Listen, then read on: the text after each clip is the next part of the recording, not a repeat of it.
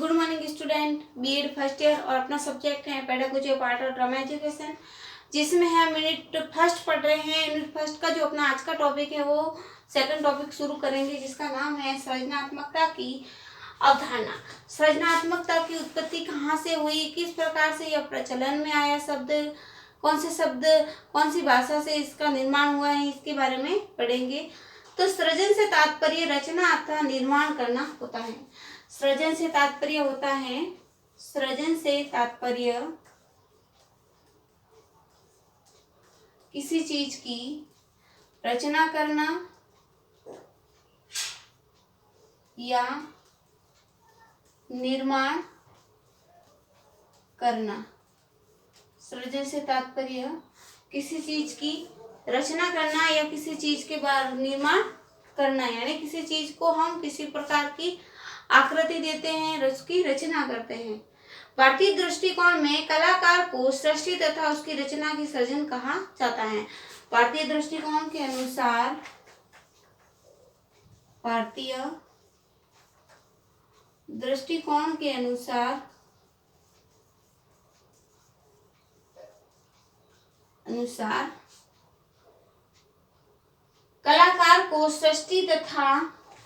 कलाकार को सृष्टि तथा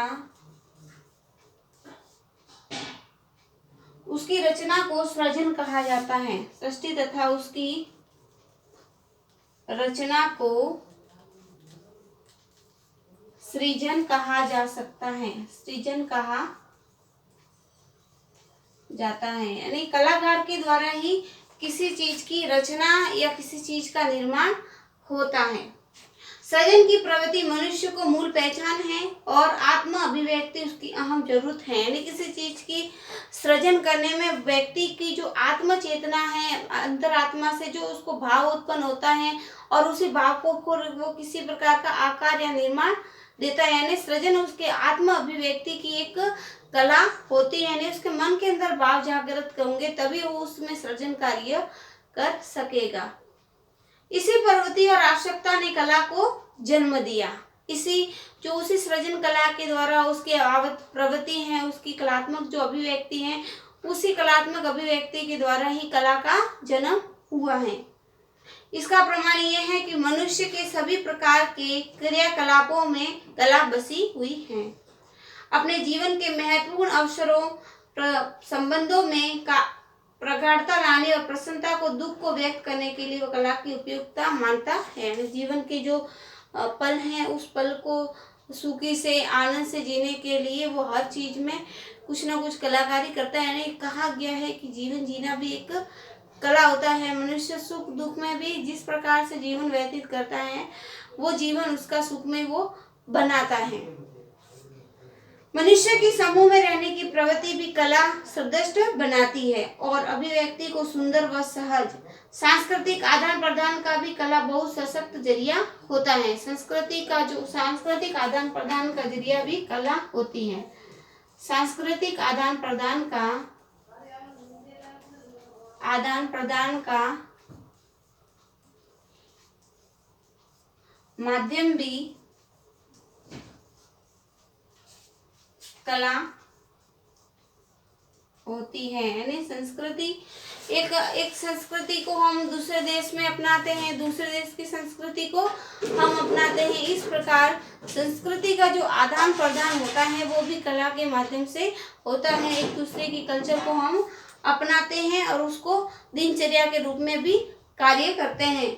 जैसे हम राजस्थान का जो घूमर नृत्य है वो गुजरात के अंदर भी गाया जाता है और गुजरात का जो नृत्य है डांडिया नृत्य वो राजस्थान के अंदर भी किया जाता है। इस प्रकार हम एक दूसरे की संस्कृति का आदान प्रदान करते हैं, उसको अपनाते भी हैं। कला करने की प्रक्रिया में मनुष्य प्रेममय, संतुलित, आनंदित, उत्पादित और कला के अनुभव द्वारा संवेदनशील बनता है। इसमें लिखेंगे हम कला करने की प्रक्रिया में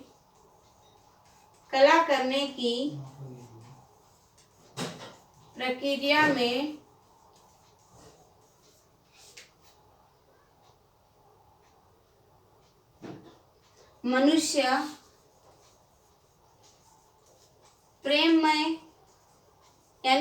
उत्साह से वो उसमें कार्य करेगा। प्रेममय, संतुलित,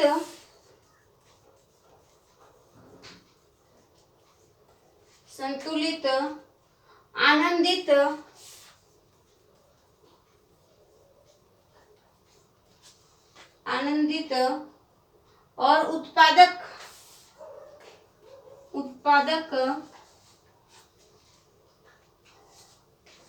सुसंस्कृत,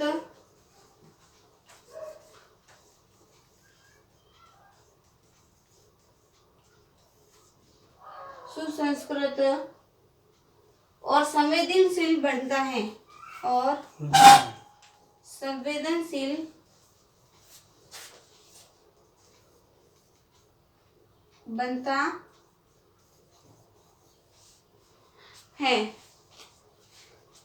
जीवन के संघर्षों में लगने वाले श्रम की थकान से भी कला के अनुभव द्वारा पुनः ताजगी और शक्ति प्राप्त करते हैं। जैसे वो किसी कार्य को करता है और जिसमें उसको आनंद मिलता है, जैसे वो गीत की रचना करेगा, किसी साहित्य को पढ़ेगा या कोई नृत्य करेगा, तो जो उस समय जो कार्य कर रहा है, जो परिश्रम कर रहा है, उस परिश्रम से उसको निजात मिलेगा और उसको वो उस जो अपनी रुचि है, उस रुचि के अनुसार कार्य कर कर उसको थकान को दूर करने का प्रयास भी करता है।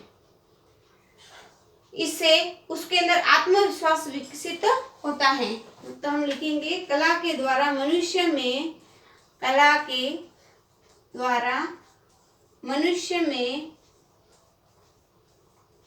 आत्मविश्वास की जागृति होती है। कला के द्वारा मनुष्य में आत्मविश्वास की जागृति भी होती है। वह मनुष्य का मौलिक और आंतरिक व्यक्तित्व है। कला मनुष्य का मौलिक और आंतरिक क्या है? व्यक्तित्व है। कला लिखेंगे हम, कला सृजन के दौरान सौंदर्य तत्व का उपयोक्ता है। कला सृजन के दौरान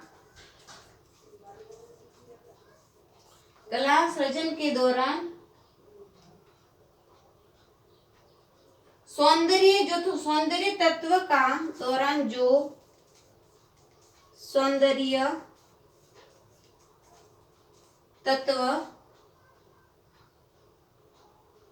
सौंदर्य तत्व उपजता है, यानी कला का जब निर्माण करता है तो उसके अंदर जो सौंदर्य तत्व उपजता है वह मनुष्य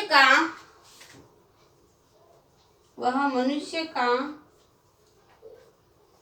मौलिक और आंतरिक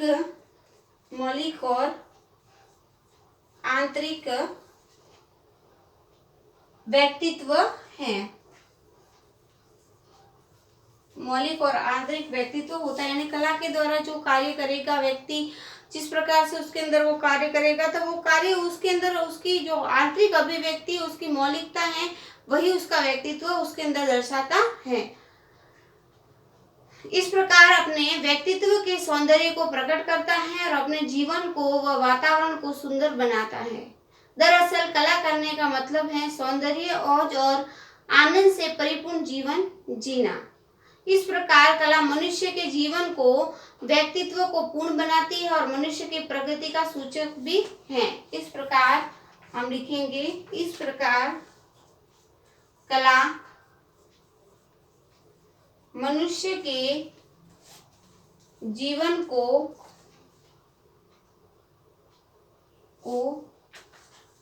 व्यक्तित्व को, जीवन को, व्यक्तित्व को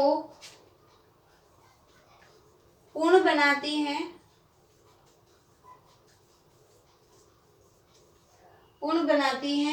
और मनुष्य की प्रकृति का सूचक भी है, और मनुष्य की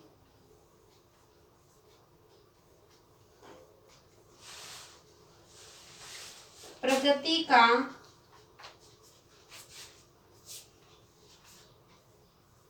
सूचक भी है।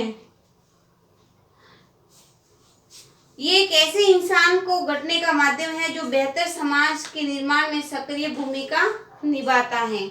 आदिम मानव से लेकर आदिम जो युग था मानव का, उस मानव से लेकर आज का जो वर्तमान मनुष्य है, उसने कला को बहुत ही अभिव्यक्ति के द्वारा अपनी सुंदर प्रस्तुति देने के लिए, तो आदिम मानव से लेकर आज तक मनुष्य अपने ज्ञान, मनोभावनाओं, मनोदशाओं, समय के अनुभव एवं वातावरण के प्रति जागरूकता को कला के माध्यम से दर्शाता आया है। यानी पुराना जो व्यक्ति आदि मानव था, उसने भी अपनी कला को विभिन्न गुफाओं के अंदर चित्रों के माध्यम से या किसी न किसी प्रकार से वो कला को दर्शाता था। जो आज हम देखते हैं पुरानी सभ्यताओं के बारे में कि इस प्रकार की सभ्यता पहले ऐसी थी, तब हम देखते हैं, इसलिए देखते हैं कि उन्होंने इस कला को सहेजा है और हमने उस कला को प्राप्त किया है।